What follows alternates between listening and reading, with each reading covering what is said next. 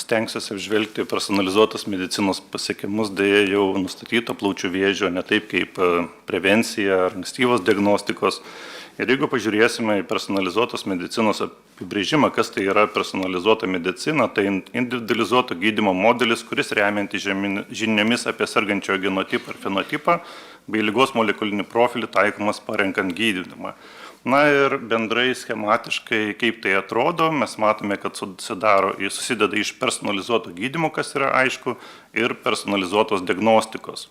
Likiau molekulinė diagnostika, mes žinom, kad tai įeina į personalizuotos medicinos sandarą, tačiau norėčiau akcentuoti būtent ir pulmonologinę, bronchologinę diagnostiką, nes kaip pulmonologas, tai aš pirmiausiai susiduriu su tais pacientais, tas, kas yra nustatoma radiologiškai, kompiuterinėje tomografijoje, tie mazgeliai, jie pirmiausia ateina pulmonologui ir pulmonologas turi spręsti, kaip juos nustatyti, kaip paimti medžiagą, nes patologas, biologas, genetikas, jie iš tikrųjų neduos atsakymo klientistam, kaip toliau gydyti, jeigu negaus medžiagos.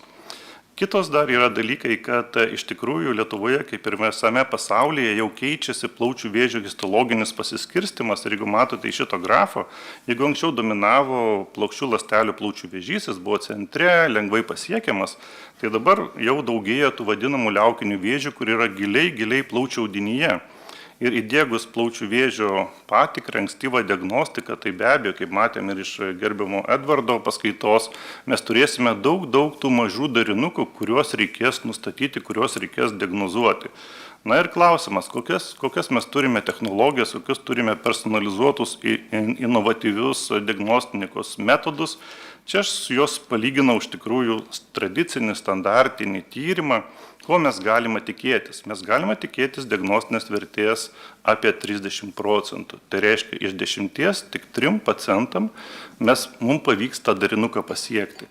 Jeigu kalbėsim apie inovatyves personalizuotą diagnostiką, pavyzdžiui, ultragarsų bronchoskopija, navigacijos bronchoskopija, ar kas šiai dienai jau yra kaip standartas aukštinis robotinė bronchoskopija, ir čia matote dešinėje paveikslėlius, pavyzdžius, jau diagnostinė vertė auga iki 90%, reiškia 9 pacientams iš 10 mes galėsime diagnozuoti ligą. Ir bandžiau apžvelgti iš tikrųjų, kokia yra situacija, koks yra prieinamumas Lietuvoje. Tai standartinis tyrimas prieinamas iš tikrųjų yra visose gydymo įstaigose, kurios dirba su onkologiniais ligoniais plaučių vėžio diagnostika. Šiaip prieinamumas inovatyvių technologijų iš tikrųjų yra neblogas universiteto ligoninėse. Ir ką labai norėčiau atkreipti dėmesį, tai ypač kriotechnologijų. Šitos technologijos leidžia paimti kokybišką medžiagą ir žymiai didesnį gabaliuką ir pateikti patologam, genetikam, biologam ištyrimui, nes mes žinome, kad plaučių audinyje yra labai sunku paimti tą medžiagą ir patologai labai skundžiasi, kad ta medžiaga būna labai smulki ir dažnai jos neužtenka būtent molekuliniams ištyrimams. Tai kriotechnologijos yra labai svarbios. Ir be abejo, robotinė bronchoskopija šiai dienai ne viena ligoninė neturi. Ir kaip minėjau, iš tikrųjų tai yra, galbūt Lietuvoje mažiau kalbama tema apie invazinę pulmonologiją ir bronchologiją. Tai iš tikrųjų visus kviesčiau prisijungti prie Europos bronchologų intervencinių pulmonologų draugijos, kurie tikrai deda daug pastangų būtent edukacijai, švietimui ir bendrų projektų vystymuisi.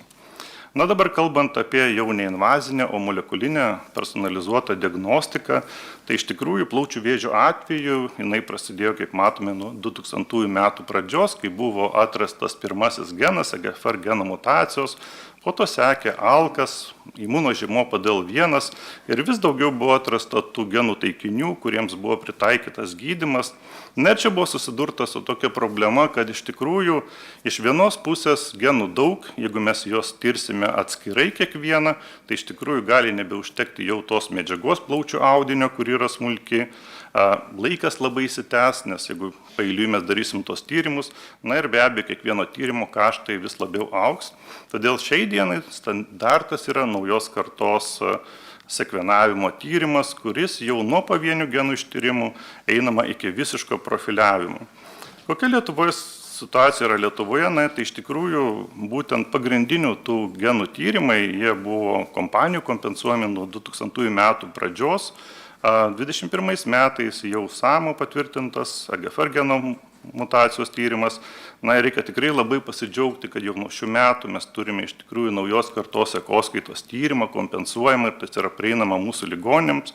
Žinoma, tai jis yra dabar DNR pagrindu, bet tikimės, kad artimiausiu metu bus ir RNR pagrindu ir mes jau turėsime pasaulinio lygio galimybės ištirti mūsų plaučių vėžiu sergančius pacientus.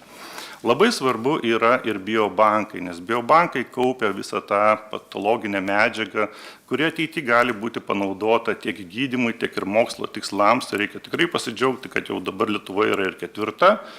bendra Lietuvos ir Sveikatos mokslo universiteto ir Kauno klinikų saugykla.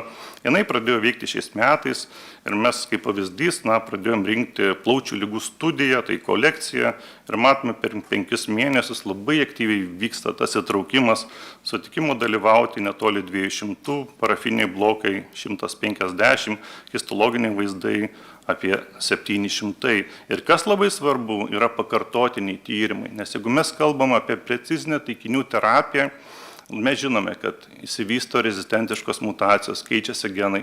Ir mums, kad vėl toliau pratęsti tą gydymą, mums reikia žinoti, kas pasikeitė tame navikinėme audinėje, vėl ištirti molekulinį profilį. Ir mes matome, kad tai labai aktyviai yra pakartotinos biopsijos įmamos taip pat. Na dabar kalbant apie gydymą, tai pradėkime nuo sisteminio gydymo evoliuciją, kaip viskas vyko.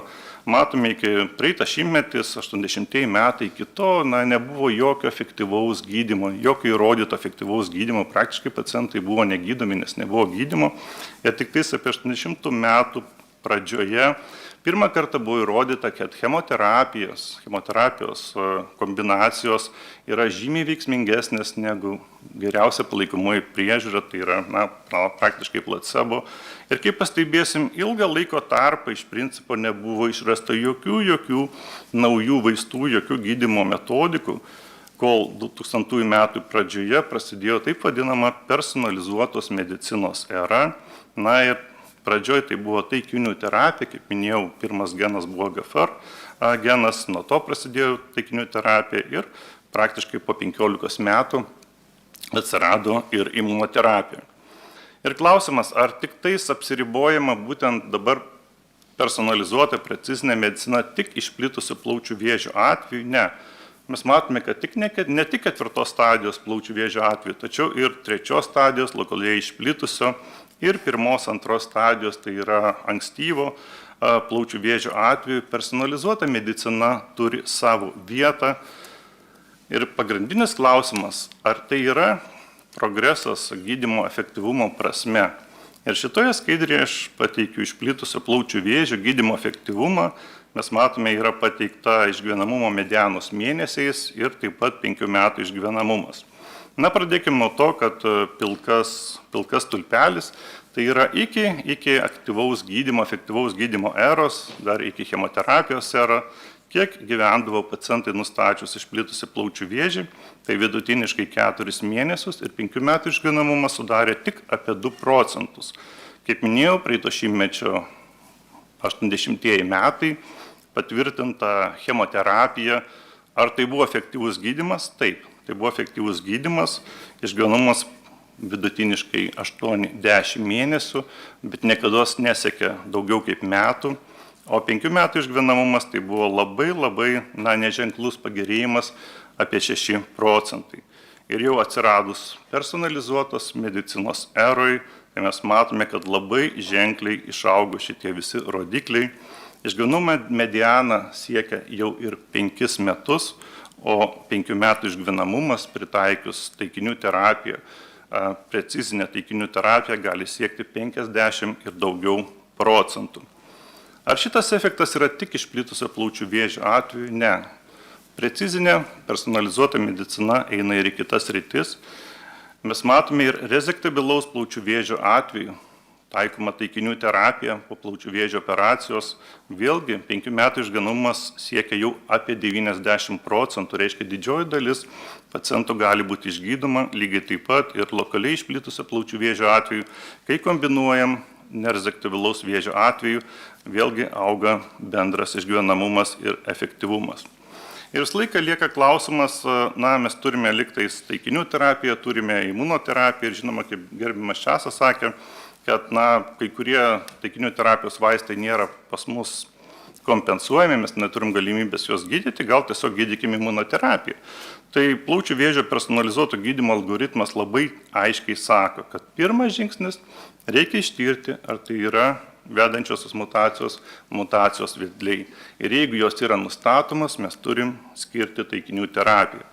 Jeigu tų mutacijų nėra, antras žingsnis mes skirime imunoterapiją. Kodėl negalima skirti iš tikrųjų imunoterapiją šituo atveju? Dėl to, kad yra duomenų nustačius mutacijos, imunoterapija neveiks. Reiškia, mes galimai skirsim brangų gydymą netokiam veiksmingam dalykui.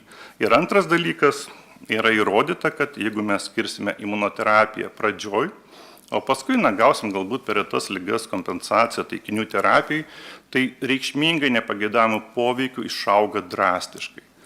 Tai mes negalime skirti šitos eilės, kad pirmą imunoterapiją, paskui taikinių terapiją, mes laiką turim laikytis šito viso eiliškumo.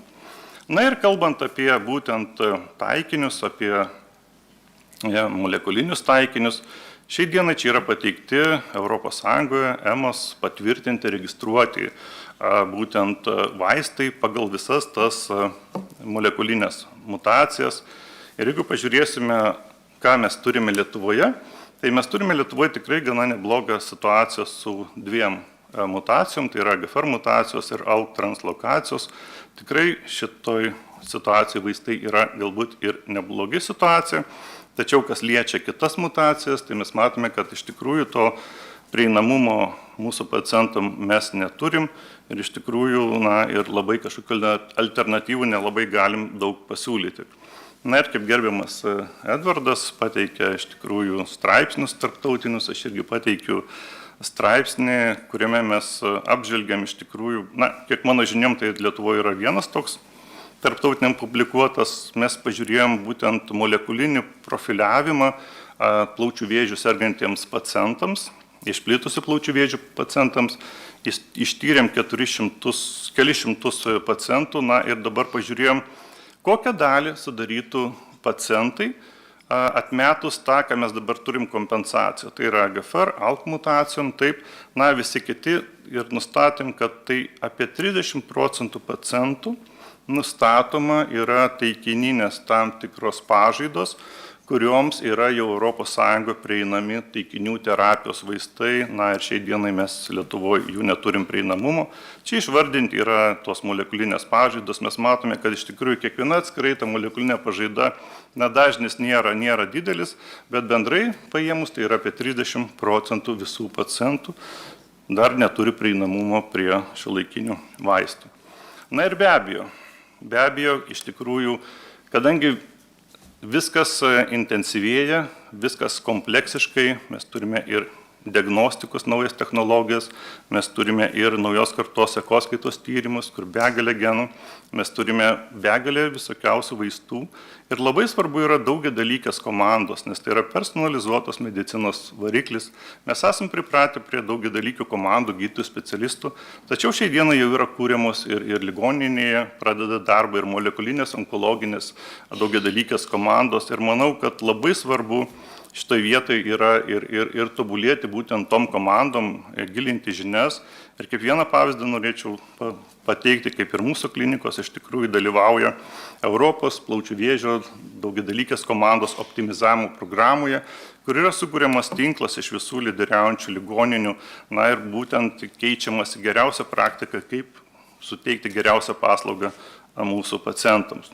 Ir žinutė į namus būtų, kad turi būti diagnostikos sinergija tarp invazinės pulmonologijos ir molekulinio profiliavimo, nes tik saugus ir tikslus audinio paėmimas yra kritinis pirmas žingsnis užtikrinant pakankamą medžiagos kiekį išsamiam molekuliniam profiliavimui. Ir naujos kartos sekvenavimas yra naujas plaučių vėžio molekulinės diagnostikos standartas. Kalbant apie gydymo efektyvumą, perėjimas nuo empirinio gydymo, ką galima vadinti chemoterapija, prie personalizuotos terapijos, reikšmingai pagerina plaučių vėžių sergančių pacientų klinikinės išeitis, sumažinant gydymo toksiškumą ir pagerinant gydymo kokybę. Ir be abejo, kokybiškas sprendimų sprendimų prieimimas, dalyvaujant daugiadalykiniams komandoms ir šiai dienai molekulinių navikų komandoms yra kritiškai svarbus. Ačiū uždėmesi.